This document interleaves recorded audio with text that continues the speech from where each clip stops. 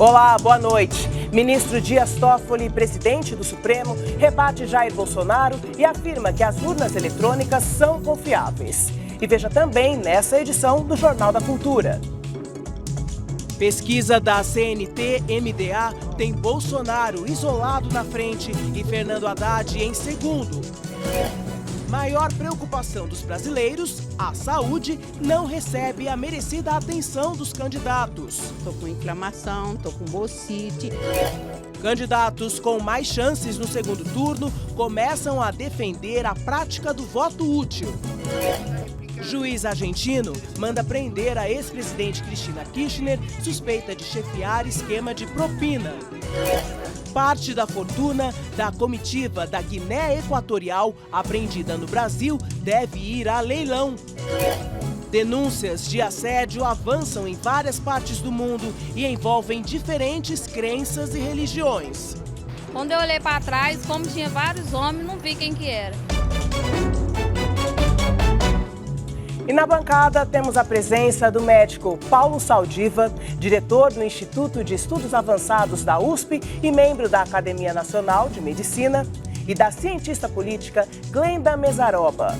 E você pode mandar perguntas e fazer comentários através do Twitter na hashtag Jornal da Cultura. Nova pesquisa de intenção de voto divulgada hoje pela Confederação Nacional do Transporte, a CNT, tem o candidato do PSL, Jair Bolsonaro, isolado na liderança da corrida presidencial. Fernando Haddad, do PT, aparece em segundo lugar. Em agosto, quando a pesquisa CNT foi feita, Jair Bolsonaro tinha 18,8%. Agora tem 28%. Fernando Haddad não apareceu na primeira pesquisa porque ainda não era o candidato do PT. Hoje ele aparece com 17,6%. Ciro Gomes, do PDT, passou de 4% para 10,8%. Geraldo Alckmin, do PSDB, foi de 4,9% para 6%. Marina Silva, da Rede, estava com 5,6% e caiu para 4%. João Amoedo, do Novo, tinha 0,8% e agora subiu 2 pontos percentuais. Álvaro Dias caiu de 2,7% para 1,9%. Henrique Meirelles tinha 0,8% e subiu para 1,7%. Cabo Daciolo, do Patriotas, Guilherme Boulos, do PSOL e Vera Lúcia, do PSTU, tem menos de 1%. José Maria Emael, do DC, e João Goulart Filho, do PPL, não pontuaram. Brancos e nulos foram de 14% para 13%. Não sabiam ou não responderam eram 8,8% e agora são 12%. A gente observa um crescimento moderado do Jair Bolsonaro nas últimas pesquisas e um forte aumento do candidato do PT, que passa de 4% nos últimos levantamentos e alcança quase 18% na pesquisa CNT-MDA.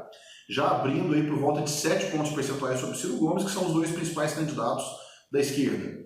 Ainda no primeiro turno, a gente viu uma estagnação de Geraldo Alckmin, que não consegue avançar nas intenções de voto, e uma perda de votos da Marina, principalmente transferindo votos para o Fernando Haddad. A pesquisa também fez simulações de segundo turno.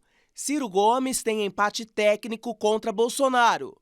Bolsonaro ficaria na frente de Fernando Haddad. E também superaria Henrique Meirelles, do MDB. Ganharia de Geraldo Alckmin, do PSDB. E também de Marina Silva, da Rede. Entre Ciro Gomes e Fernando Haddad, daria o candidato do PDT. Ele também venceria Henrique Meirelles, Alckmin e Marina Silva. Fernando Haddad teria 35,7% e Marina Silva 23,3% num eventual confronto no segundo turno. O levantamento também questionou em quem o eleitor não votaria de jeito nenhum. Marina Silva aparece com 57,5% de rejeição, seguida por Geraldo Alckmin com 53,4%, Jair Bolsonaro com 51% e Henrique Meirelles com 49%. Fernando Haddad tem 47%, Ciro Gomes 38%, João Amoedo com 34,5% e Álvaro Dias com 32% de rejeição. A pesquisa foi encomendada pela Confederação Nacional do Transporte junto ao Instituto MDA. Foram ouvidas 2.002 pessoas em 137 cidades entre os dias 12 e 15 de setembro. A margem de erro é de 2,2 pontos percentuais, para mais ou para menos. Muito boa noite, Glenda. Boa noite, doutor. Boa noite, boa noite. Sempre uma alegria recebê-los. Boa noite. Bom, Glenda, quais são os pontos, na sua opinião, mais importantes que devem ser destacados nessa pesquisa mais recente da CNT? O que me chamou a atenção é o que também chamou a atenção do responsável pela pesquisa, o representante do MDA que falou ali na entrevista. É muito grande, é um bom movimento do candidato do PT, Fernando Haddad, considerando que ele acabou de entrar na disputa oficialmente, né? Então, ele entra com um número muito alto. Agora, a gente tem que lembrar que uma pesquisa eleitoral é um retrato de um momento, né? Ela captura um movimento, uma intenção de voto em determinado período de tempo. Também chama bastante atenção um número que parece que se mantém importante, que é o de brancos e nulos e de que não sabem em quem votar, 25%. É um número bastante expressivo e que, por si só, já poderia decidir a eleição. É curioso também que a margem de rejeição de Ciro e Haddad é menor nessa pesquisa do que a dos outros candidatos que estão, alguns melhor colocados, como o Bolsonaro. Mas, de novo, é um retrato, né, professor Saldiva? Como você vê? Bom, eu não entendo muito de pesquisa eleitoral. Considerações como eleitor, Então, vou né, falar como eleitor e cidadão comum, né? Bom, eu vou fazer uma analogia médica. Sim. Né?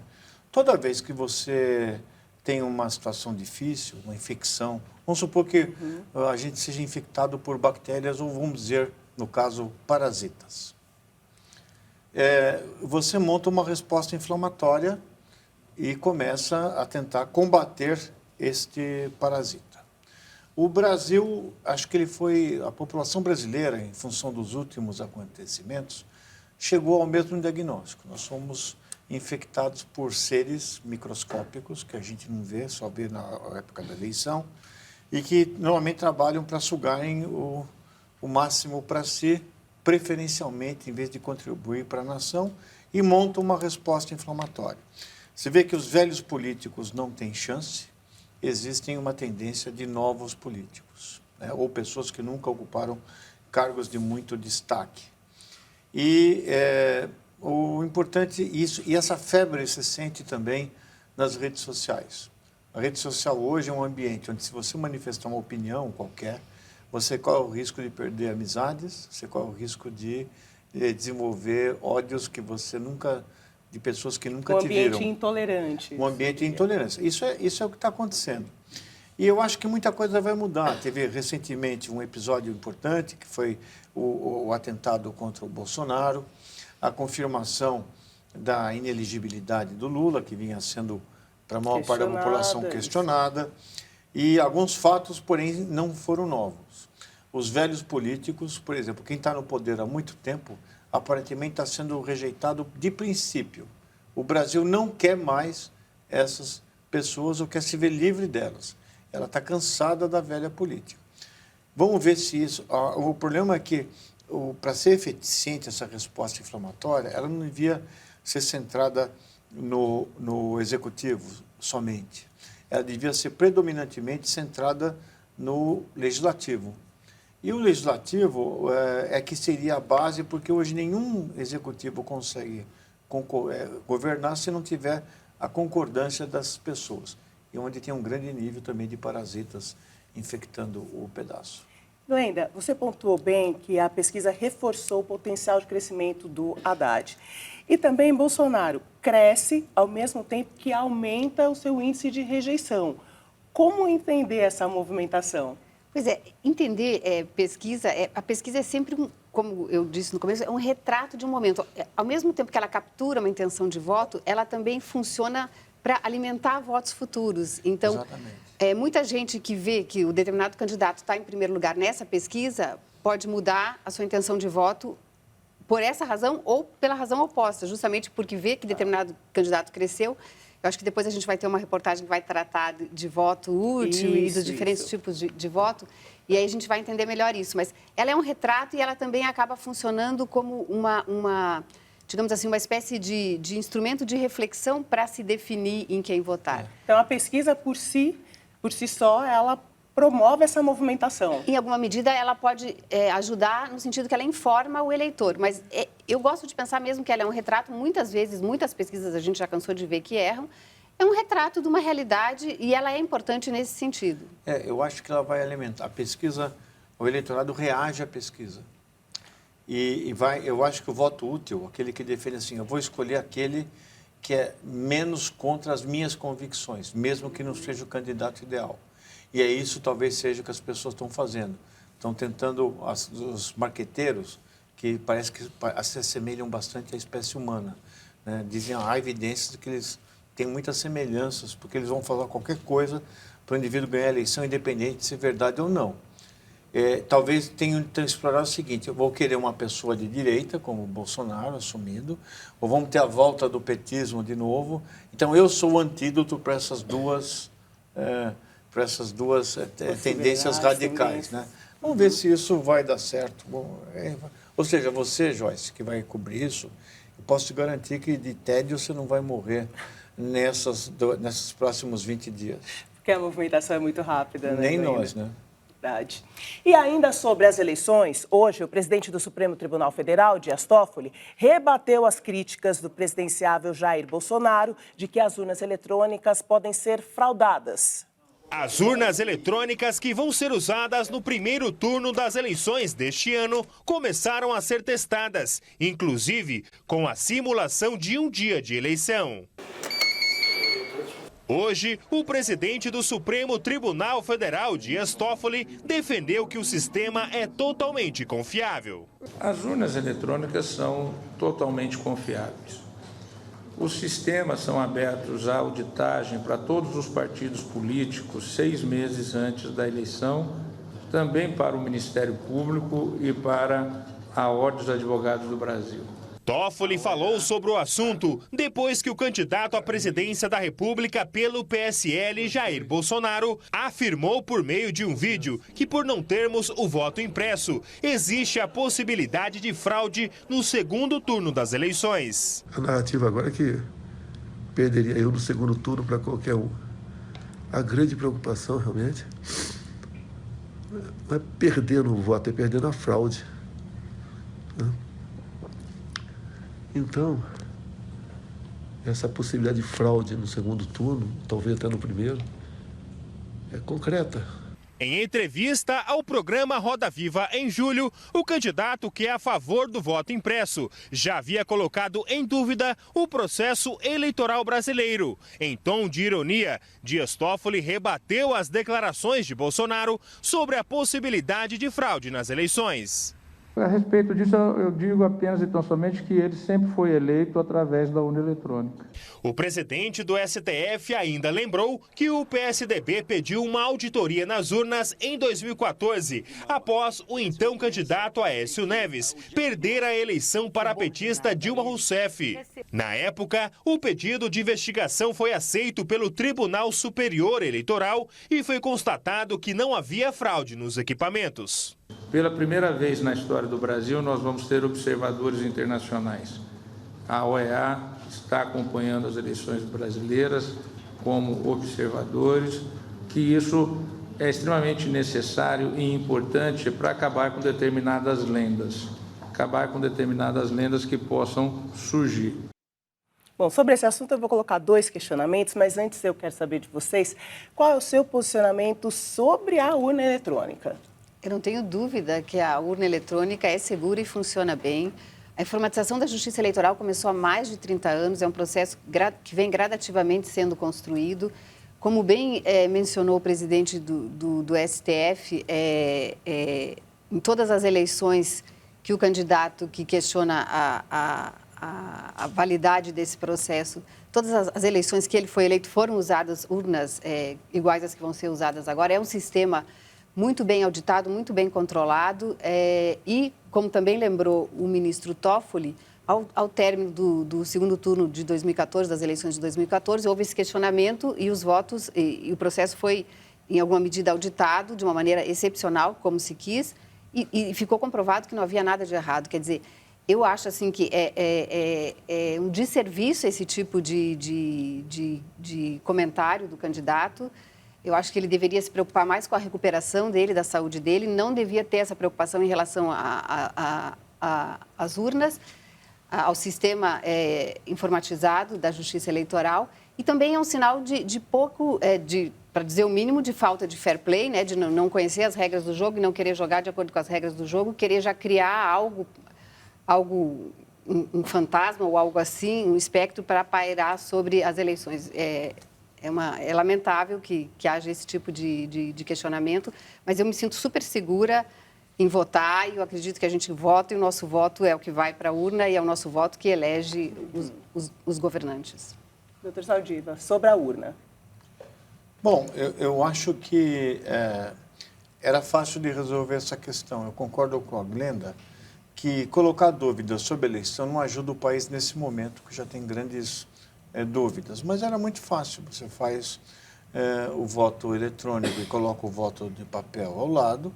Você não precisa apurar as duas coisas ao mesmo tempo. Você pode divulgar o resultado eletrônico imediatamente, como acontece quase 24 horas depois.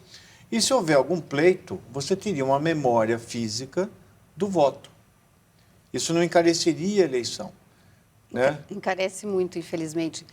Recentemente houve essa proposta, é uma proposta que foi discutida, inclusive, pelo próprio deputado que fez o comentário aí do hospital. Encareceria muito o processo todo, tornaria muito caro. E depois a gente sabe que esse tipo de comprovante em papel poderia funcionar como uma maneira de constranger o eleitor, porque a gente sabe que existe ainda tentativa de constranger os eleitores. Então, digamos que você pertença a uma comunidade, a um grupo social que um candidato tenta exercer o controle, ele pode querer que você apresente o comprovante em quem você votou ao final da votação. Pode ser, mas você não precisa fazer com todos os votos. Veja, quando você vai fazer, por exemplo, em laboratório, você quer saber se aquele exame, aquela máquina está dando o exame correto. Então, você tem uma leitura manual pessoal nisso. Você faz por amostragem, você sorteia. Assim como você não entrevista 100 milhões, sei lá, 80 milhões de brasileiros para saber uma pesquisa eleitoral. Você pode usar as mesmas técnicas de amostragem e com 500, 700 urnas das milhares que você tem, você conseguiria fazer uma comprovação dizendo, olha, e isso podia ser sorteado, absolutamente randômico. Eu acho que isso ajudaria, não que eu acredite que a urna é fraudável, mas a dúvida colocada, ela não ajuda. Então, se você tivesse um procedimento experimental de amostragem randomizado, com um bom amostrista, e mostrasse que a urna, naqueles lugares que foi sorteado, ela deu o resultado exatamente o que foi considerado no papel, você ajudava a destruir um dos mitos que vem se repetindo e se acentuando a cada ano. Então, todo mundo que perdeu vai dizer agora que foi uma fraude, que o sistema não quer contra ele. Mas quando você diz que a dúvida colocada não ajuda, é exatamente por isso que a dúvida está sendo colocada, porque quem coloca a dúvida, me parece, não quer ajudar a democracia. Mas essa seria a finalidade estratégica do não sei nem se chega a ser uma finalidade estratégica, mas é um instrumento que ele tem utilizado, né, de deslegitimar o jogo democrático. Mas há método científico de desconstruir esse estudo. Sim, eu entendi. Então, eu acho que seria uma coisa prudente, se eu puder... Veja, eu não dou palpite nem em casa. Imagina se eu vou dar para o Supremo Tribunal Eleitoral, né, para o Superior Tribunal Eleitoral. Mas, se fizesse uma boa amostragem com votos fixos em lugares estratégicos, de tal forma a representar a totalidade do eleitorado brasileiro, você poderia dar uma resposta dizendo, olha, aparentemente não houve erro, não. Olha, pelo Twitter a gente tem aqui duas mensagens. A primeira é do Demival Silva, que diz que as urnas eletrônicas são um avanço inquestionável ao processo eleitoral.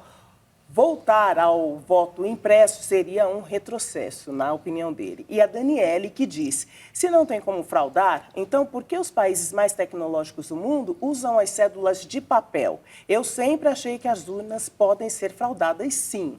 Opinião da Daniele. Então, isso dá para responder. Vamos seguir, então. Os candidatos à presidência intensificam a campanha a 20 dias das eleições. Durante sabatina em São Paulo, o candidato do PT, Fernando Haddad, prometeu fortalecer o combate à corrupção com autonomia de operações como a Lava Jato. Ele quer aumentar a pena para corruptores e punir delatores mentirosos. Haddad pretende fazer reformas bancária, tributária e outra para os regimes da Previdência.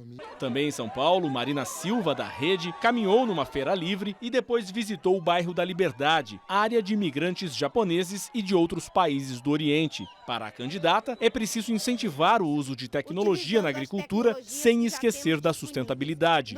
Geraldo Alckmin, do PSDB, esteve no Unicef, o Fundo das Nações Unidas para a Infância, em Brasília. Lá, assinou um termo de compromisso com a entidade e prometeu investir em educação infantil. Disse que pretende criar cerca de 500 mil vagas em creches e pré-escolas, através de parcerias ou convênios com as prefeituras.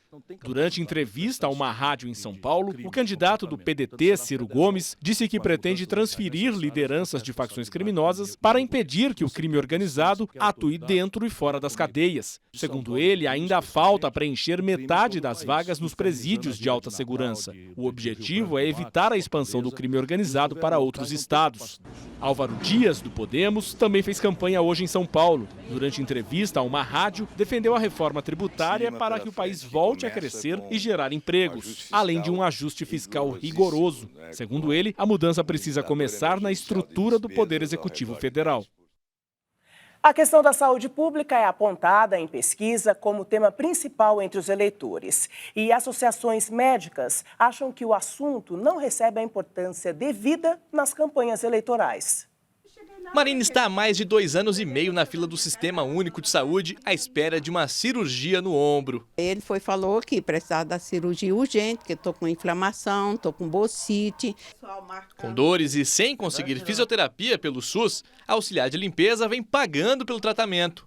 Você trabalha, você paga o INSS e quando na hora que você precisa, não tem esse direito. Uma pesquisa do Datafolha revelou que 4 em cada 10 eleitores acham que a saúde deve ser prioridade do próximo presidente do Brasil. Como a senhora avalia a saúde hoje no país? 0. Gasta-se muito, paga mal os funcionários, que eles ganham muito mal, inclusive os médicos, e o dinheiro some. Aonde vai? Mas a preocupação com a saúde não parece ocupar lugar de destaque nos planos de governo dos candidatos à presidência.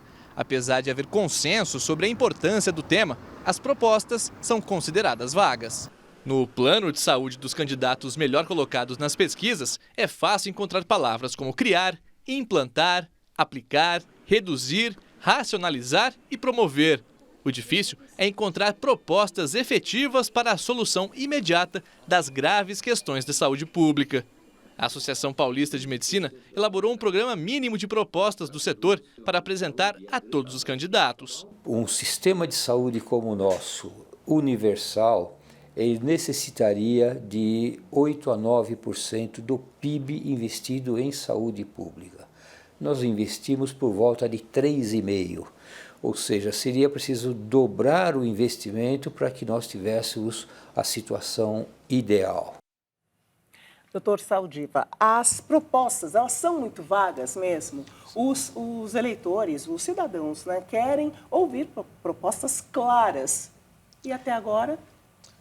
Pois é, essa é uma parte fraca de todos os programas, inclusive porque o próprio Ministério da Saúde, ele não tem a prioridade, por exemplo, do Ministério da Fazenda.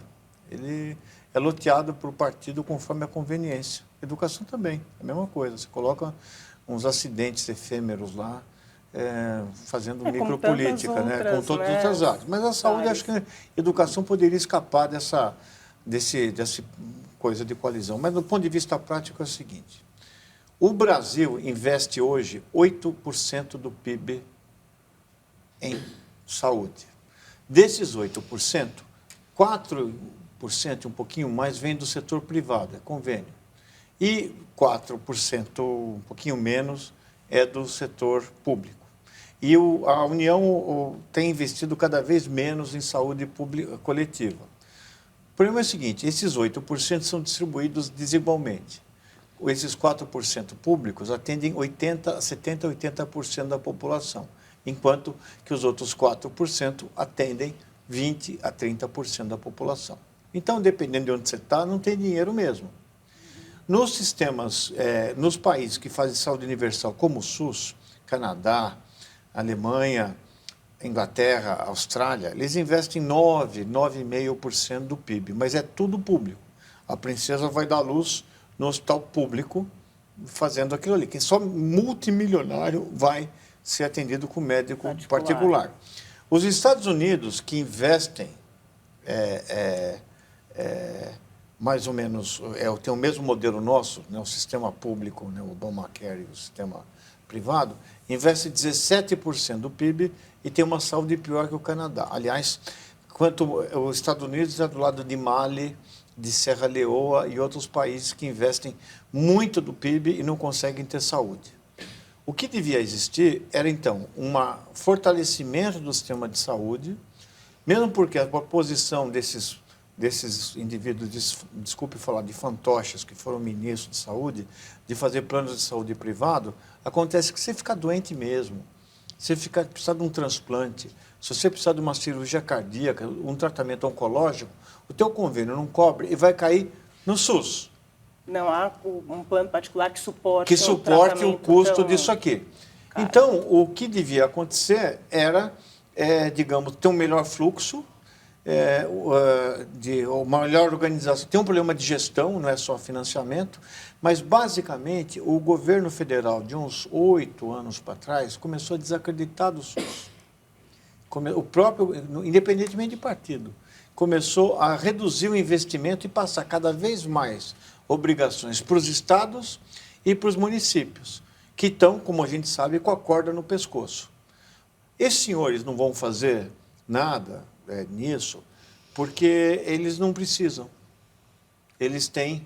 E mesmo quem diz que vai para o SUS, que é político, e fala, alguns dizem, eu vou para o SUS. Depende, se o ministro da Saúde ou se um candidato a presidente da República vai para o SUS que ele tem é diferente do SUS de todo mundo. Na hora que um candidato toma uma facada, o cirurgião sai, para o que estiver fazendo e vai atender. Então, esse pessoal, acho que precisa ter um pouquinho mais de coração. E onde que fica o problema maior, então? Seria no planejamento e no uso desses recursos, já que a diferença não é tão grande gestão, de países não, que o senhor citou? O que o Floresvaldo também não falou é que, para ser totalmente público, o governo devia dobrar o investimento. Quer dizer, nós já gastamos 8% do PIB, 8,5% do PIB. O problema é que quem está pagando 4,5% é o cidadão brasileiro, não é o sistema público. É isso. Então, o governo não paga o que é necessário para ter um sistema de saúde decente. É isso que está acontecendo. Glenda. Não, o que eu gostaria de lembrar é que no ano eleitoral a gente não pode perder de vista que o SUS é uma grande conquista da Constituição de 1988, né? Que é a Constituição que vai prever que saúde é um direito de todos e é um dever do Estado. Por mais problemas que o Sistema Único de Saúde tem, a gente sabe que ele é fantástico, né? Ele precisa ser aprimorado, sem dúvida, como disse o professor Saldiva, tem que haver melhorias na gestão, mas ele faz um trabalho muito importante, porque faz desde o atendimento básico até grandes transplantes. Eu imagino, professor, que tem áreas da saúde que só funcionam no SUS. Imagino que grandes procedimentos... Transplante, o maior programa de transplante do mundo, a redução, a vacinação, o tratamento para HIV, o tratamento para doenças raras. Quer dizer, tudo isso cai nas costas do sistema de saúde. Sim. E se você pegar os indicadores históricos de saúde, como, por exemplo, redução da mortalidade materna, redução da mortalidade infantil e aumento de expectativa de vida... Quando surge o SUS, eles... Melhoram muito mais do que qualquer indicador econômico, de educação, de qualquer outra coisa. Então, é um engano dizer, porque o SUS é a única esperança para 70% a 80% da nossa população. Se você tirar isso... Você está condenando pessoas a terem doença e, na hora que ficar doente mesmo, precisar de um tratamento mais complexo, não tem dinheiro. Nenhum governante foi capaz de dizer isso, nem nas suas campanhas eleitorais. Então, ficam prometendo platitudes, desculpa ficar nervoso, platitudes, mas eu sei exatamente o que é morrer antes do tempo.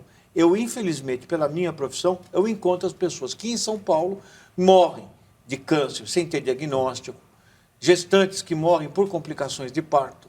É isso que acontece. Isso não acontece no andar de cima. E eu não vi nenhum programa de saúde que diga exatamente isso, que vai aumentar o investimento de saúde pública e dobrar o investimento público de saúde. É isso que não tem ninguém falando. Olha, sobre a operação da auxiliar de limpeza Marina da Silva, nós entramos em contato com o SUS, que informou que essa questão é administrada pela Secretaria de Saúde do município de São Paulo.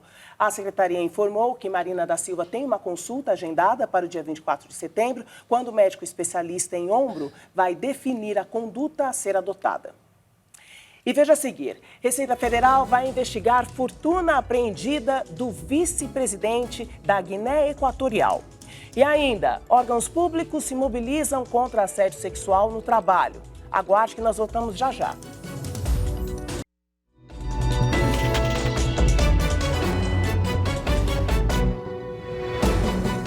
As campanhas que incentivam as mulheres a denunciarem o assédio sexual, seja no trabalho, em casa ou nas ruas, mostram uma realidade que estava até pouco tempo escondida. Não é difícil encontrar mulheres que tenham sofrido algum tipo de assédio. Eu passei, eu estava dentro daquele ônibus 580 ali, semana passada. O homem pegou e apertou. Quando eu olhei para trás, como tinha vários homens, não vi quem que era. Eu passei uma situação muito constrangedora, né? Eu não gostei. Inspirado no movimento Me Too, que denunciou abusos em Hollywood, vítimas de assédios e estupros por mestres budistas estão expondo suas histórias sob a hashtag MeTooGuru. Na semana passada, o líder religioso Dalai Lama fez uma visita à Holanda e se encontrou com um grupo de vítimas de abusos sexuais por parte de professores budistas. Em entrevista a uma TV holandesa, o mestre tibetano respondeu: I already know these things. Nothing new. E prometeu tratar o problema em futuras reuniões com seus discípulos e seguidores. No Brasil, o guru espiritual Sri Prembaba foi acusado de assédio por pelo menos 3 mulheres. Ele nega as acusações de abuso. Na Igreja Católica, são muitos os escândalos envolvendo padres acusados de abusar de fiéis. Em Goiânia, Jean Rogers Rodrigo de Souza, 44 anos, conhecido como Padre Rodrigo Maria, é acusado por pelo menos 11 mulheres de tentativa de abuso, entre elas algumas freiras. Em São Paulo, uma campanha contra o assédio sexual no ambiente de trabalho está mobilizando diversos órgãos públicos. A iniciativa partiu da Corregedoria Geral da Administração. O que separa a gentileza, o elogio e a ajuda do assédio sexual é o constrangimento. O número de denúncias de assédio sexual deu um salto depois do início da campanha. Hoje, o Estado tem 646 mil servidores, a maioria mulheres. Um levantamento preliminar mostrou que em 5 anos foram registrados 5 casos. Entre março e agosto deste ano, já somam 14. Até agora, um funcionário foi demitido. 3 foram afastados, enquanto o processo administrativo está em andamento. 30 mil cartazes foram espalhados por todos os órgãos públicos do Estado. O esperado é que ela ganhe mais abrangência, porque as pessoas se sentindo mais fortalecidas e encontrando outras pessoas nas mesmas condições que elas próprias, vão se sentir em condições de denunciar esse que é, em última análise, um crime bastante covarde. O padre Rodrigo Maria, acusado de abuso sexual em Goiânia, afirma ser inocente. Atualmente, ele está em Ciudad del Oeste, no Paraguai, mas sem exercer as funções de sacerdote. Os processos contra ele ficarão concentrados na capital paraguaia. Bom, esse é um assunto mundial que ganha destaque justamente com as denúncias, não? E é isso que tem que ser cada vez mais incentivado, que as mulheres, que as pessoas agredidas denunciem. Sem dúvida é uma questão atual, ela é, na verdade, uma questão permanente, mas atualmente ela ganhou muita visibilidade. Isso decorre muito do reconhecimento, porque quando a vítima se sente acolhida ou se sente em condições de poder relatar o que aconteceu, numa estrutura profissional, ou no caso, num esforço do serviço público, ela, quando tem um canal para denunciar isso, naturalmente ela denuncia. Mas mais importante, eu acho, quer dizer, ou tão importante quanto a existência de canais e espaços para esse tipo de denúncia, seria a mudança de postura dos homens, dos assediadores, né? Na verdade, é disso que se trata, né? De um processo civilizatório, uma etapa que a gente já deveria ter superado. As mulheres deveriam poder como aquela moça que começou a reportagem, poderiam poder usar um transporte público sem ser assediada, né? Porque o agressor, ele age na certeza do silêncio e da impunidade.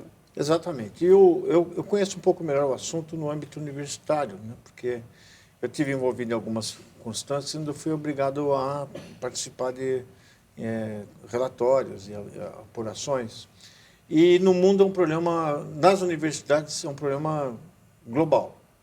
Nas universidades americanas, por exemplo, você tem hoje quase 70% das universidades americanas que têm dormitórios universitários, campi universitário, porque nos Estados Unidos é diferente. A criança, o adolescente sai de casa para fazer a universidade, né? Então, isso estão sob investigação federal e tem que modificar regras de conduta. No Brasil 70%. No Brasil não é diferente. Isso acontece praticamente em todas as universidades. Na USP aconteceu, acontece nas universidades privadas. Eu me lembro de uma moça que até ficou famosa, Geise Arruda, que quando foi subir uma escada, teve uma situação de assédio coletivo. Mas o que está acontecendo hoje é que, como é uma mudança de cultura, demora mais tempo do que uma mudança. Então, enquanto não existe a mudança de cultura, tem um mecanismo de punição e coibir pela força. Agora, os assuntos internacionais. A Embaixada da Guiné Equatorial declarou que a apreensão de 16 milhões de dólares em dinheiro e relógios de uma comitiva do vice-presidente do país é uma violação grosseira da prática diplomática internacional. A apreensão ocorreu no aeroporto de Viracopos, em Campinas. Assim que for notificado, o vice-presidente da Guiné, Teodoro Obiang, terá 20 dias para apresentar defesa. Na sexta-feira, a Receita Federal apreendeu com a comitiva do país africano 1.400.000 dólares em dinheiro e 20 relógios de luxo, um deles cravejado de diamantes, avaliado em 3,5 milhões de dólares. A comitiva viajou de volta à Guiné ontem de manhã. Obiang é o filho mais novo do ditador Teodoro Mbazogo, no poder da Guiné há 39 anos. A Receita Federal vai abrir 2 processos, um pela entrada ilegal do dinheiro e outro pelos dólares não declarados. Os relógios devem ser leiloados. O valor médio da gasolina subiu mais de 2%. Em 25 estados e no Distrito Federal desde a semana passada, segundo a Agência Nacional de Petróleo. O único estado que teve uma estabilidade foi Roraima. Na média nacional, os preços passaram de R$ 4,52 para R$ 4,62. Em alguns postos de São Paulo e do Rio de Janeiro, o valor do litro da gasolina chegou a R$ 5,00. O Ministério da Saúde anunciou hoje que conseguiu bater a meta de vacinação na campanha nacional contra sarampo e poliomielite. A meta era vacinar 95% do público-alvo, crianças de 1 a 5 anos. A cobertura vacinal ficou em 95,4% para a polio e 95,3% para o sarampo. No total, quase 11 milhões de crianças foram imunizadas. Doutor Saldiva? Bom, é boa notícia que a gente voltou a ter essa cobertura vacinal em São Paulo, mas isso não é real para o Brasil. E isso começou uma coisa esquisita. Teve um cientista picareta chamado Wakefield, que publicou que a vacina tríplice contra sarampo dava autismo. Publicou no Lancet. Esse artigo nunca foi reproduzido, os autores começaram a sair, descobriram que era fraudado e que ele tinha interesses econômicos. Ele perdeu até a autorização de exercer a medicina na Inglaterra. E isso deu origem à lenda urbana de que vacinação estava associada com faz mal, e isso criou, então, 2 movimentos. Isso chegou até na ponta da saúde, porque você começa a fracionar a vacinação para evitar esse risco, coisa que não é necessária, e isso a mãe tem que ir muitas vezes no posto de saúde. E vamos para frente, nós temos que andar para frente e não voltar para trás, como está acontecendo com a campanha vacinal. E em instantes, moeda norte-americana começa a semana em queda. E mais, juiz argentino pede a prisão preventiva da ex-presidente Cristina Kirchner. São os nossos próximos assuntos.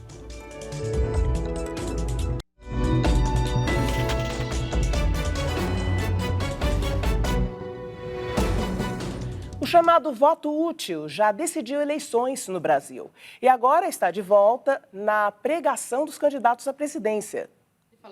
Cristiana trabalha com análise de dados e acompanha a repercussão das candidaturas nas redes sociais. Nos últimos 7 dias, ela notou que a expressão voto útil apareceu entre as mais procuradas no principal site de buscas. Pessoas literalmente saíram do armário e estão falando assim, olha, eu não ia votar nessa pessoa, eu não concordo com essa pessoa, ideologicamente não é o meu candidato, mas eu vou apostar nesse candidato para combater outro candidato. As pessoas estão se posicionando assim.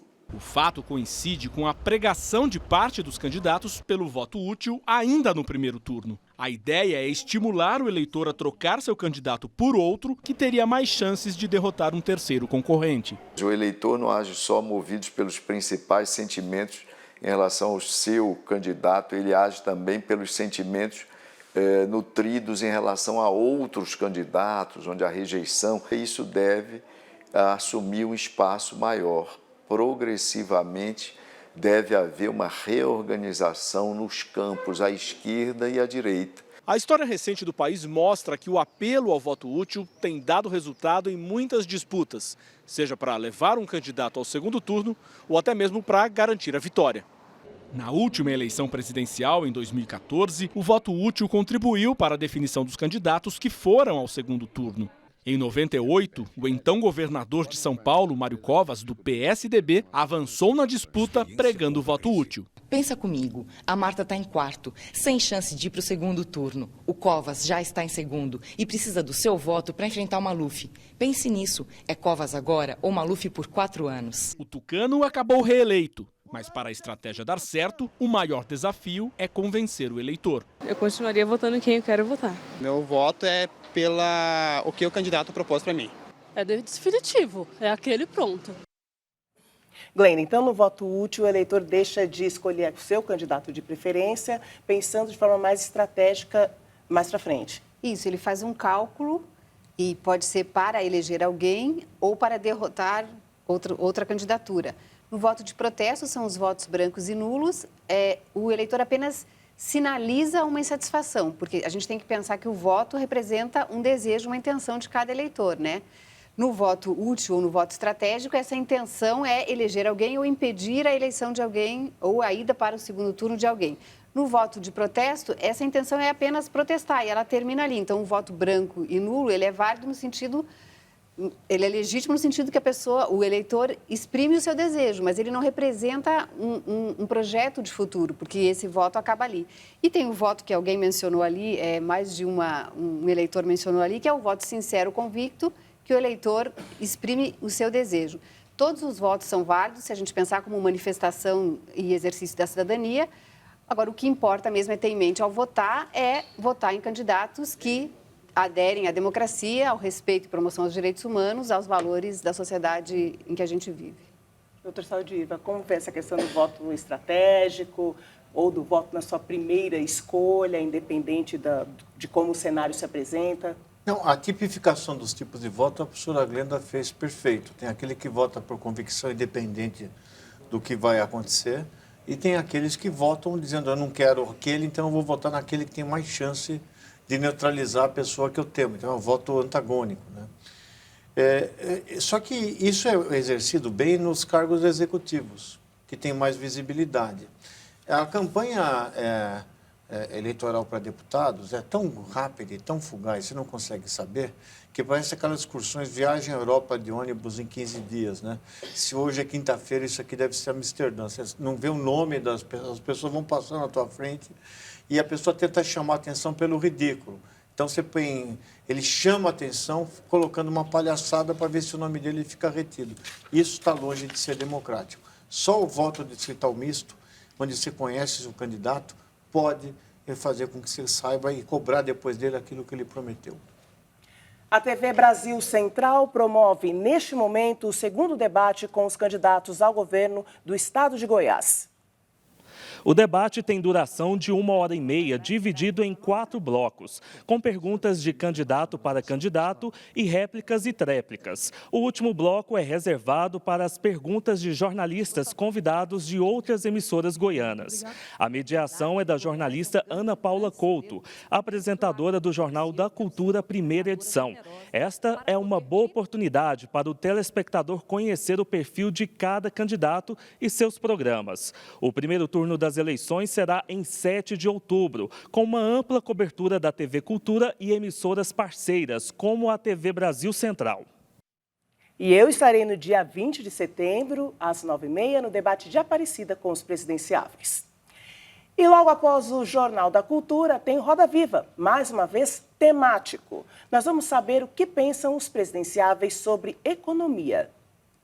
Participam do programa os coordenadores da área de economia de 4 candidatos que estão na dianteira da pesquisa de intenção de voto. O PSL de Jair Bolsonaro não mandou representante, apesar da insistência da nossa produção. O jornalista Ricardo Lessa comanda o Roda Viva a partir das 10h15 da noite. E veja daqui a pouco o lançamento do primeiro trem movido a hidrogênio. E ainda sobe o número de mortos após tempestade Florence, na costa leste americana. Nós voltamos já já.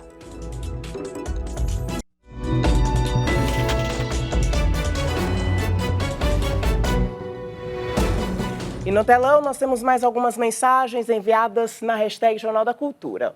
Olha lá, o José Coura diz: voto distrital misto e independente. Que tal? O Consumiller diz: as pesquisas sempre com intenção de direcionar o voto útil. Qual a novidade? E o Theo, que diz: a saúde pública é fundamental, sendo que a melhoria e ampliação do SUS é mister. Tem candidato que, pelo contrário, quer extingui-la. A saúde só no cash.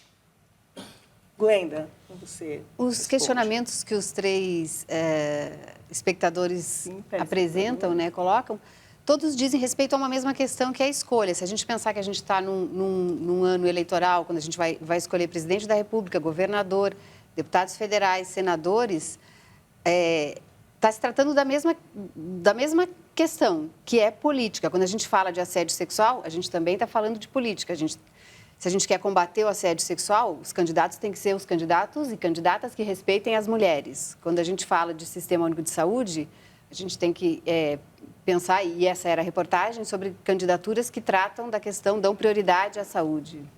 Doutor Saldiva. Eu tenho 2, eu vou tentar responder rápido as 2. Sim. O Zé Cora, eu acho que o voto distrital misto e independente de partidos é a solução mesmo. E eu concordo que a saúde pública é fundamental, porque ela é a única... Desculpa, eu estou de costas, eu sou mal criado mesmo, desculpa. É a única solução para a maior parte da população brasileira. Nós não temos condição de ter privatização da saúde. E é um nem direito, da educação. É um direito, né? Não dá para fazer. Pelo menos 23 pessoas morreram nos Estados Unidos por causa do furacão Florence. Na Ásia, a força dos ventos deixou cerca de 70 mortos. O tufão Mangkhut provocou destruição em vários países. Na China, os ventos de 200 km por hora danificaram casas e derrubaram árvores. Nas ruas, placas foram arrastadas. Partes de prédios desabaram. No mar, ondas enormes arrastaram barcos. A água invadiu hotéis, como este na província de Guangdong. Nas Filipinas, a força da água impressiona. Na cidade de Itogon, uma mina foi soterrada. Equipes de salvamento tentam encontrar sobreviventes. Autoridades dizem que há mais de 50 pessoas desaparecidas no desabamento. O Mangkhut afetou mais de 5 milhões de filipinos. 150 mil foram para abrigos. Em Hong Kong, a tempestade gerou muita confusão no transporte público. Nos Estados Unidos, o Florence perdeu força, mas deixou um rastro de inundações. Em Rock Point, a guarda costeira resgatou 37 pessoas, entre elas várias crianças. Essa senhora, que ficou sem remédios, foi içada por um helicóptero. Glenda Mezaroba, muito obrigada pela presença conosco. Doutor Saldiva, agradeço muito obrigado a todos. Muito obrigada e até a próxima. E nós terminamos esta edição com imagens do primeiro trem movido a hidrogênio. As duas composições farão um trajeto de 100 quilômetros entre 4 cidades no norte da Alemanha. A tecnologia é apresentada como uma promissora alternativa ao diesel para as linhas não eletrificadas. Inscreva-se no nosso canal no YouTube para ser notificado sobre tudo o que acontece no jornalismo da cultura. Anote aí, youtube.com/jornalismo TV Cultura. Muito obrigada pela sua companhia e até amanhã. Boa semana.